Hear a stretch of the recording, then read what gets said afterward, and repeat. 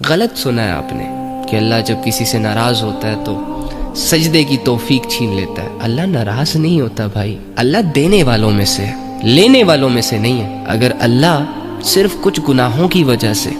کچھ خطاؤں کی وجہ سے انسان سے سجدے کی توفیق چھیننے لگ جائے تو فرشتے ہی رہ جائیں گے پھر اللہ کو سجدہ کرنے کے لیے، کیونکہ عام انسانوں کے لیے تو یہ چیز پاسبل نہیں ہے کہ وہ ویسی اللہ کی عبادت کرے جیسے کہ اللہ ڈیزرو کرتا ہے۔ اگر اللہ رب العزت انسانوں سے سجدوں کی توفیق ہی چھیننے لگ گیا تو انسانیت تو بہت بڑی مشکل میں پھنس جائے گی۔ تم گنہگار ہو، تم نے نہ چاہتے ہوئے اس کی کوئی نافرمانی کر لی، بھٹک گئے، بہک گئے، حالانکہ تم بھٹکنا نہیں چاہتے تھے، اور اللہ تم سے سجدے کی توفیق ہی چھین لے۔ یہ والا سسٹم تمہیں نہیں لگتا کہ تمہارے رب کے ساتھ سوٹ نہیں کرتا؟ آپ نے اپنے آپ کو جج کرنا ہے، شوق سے کریں، لیکن اپنے چھوٹے سے دماغ سے، جس کو یہ دنیا ہی نہیں سمجھ آ رہی، اس دماغ سے اپنے رب کو مت جج کیا کریں۔ وہ رب جس کی رحمت نبی صلی اللہ علیہ وآلہ وسلم نے لوگوں کو سمجھائی، جس کے محبت کے جذبے نبی صلی اللہ علیہ وآلہ وسلم نے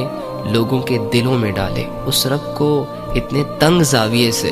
نہ جج کیا کریں۔ جس دن تمہیں یہ یقین آ گیا نا کہ تمہارا رب باوجود اس کے کہ تم گناہگار ہو، بدکار ہو، تم اس سے دور جا رہے ہو، لیکن وہ رب تم سے اس کنڈیشن میں بھی راضی ہے، سٹل تمہارے گناہوں کو معاف کرنے کے لیے تیار ہے، تو پھر اللہ کی محبت میں تم سب کچھ چھوڑ دو گے۔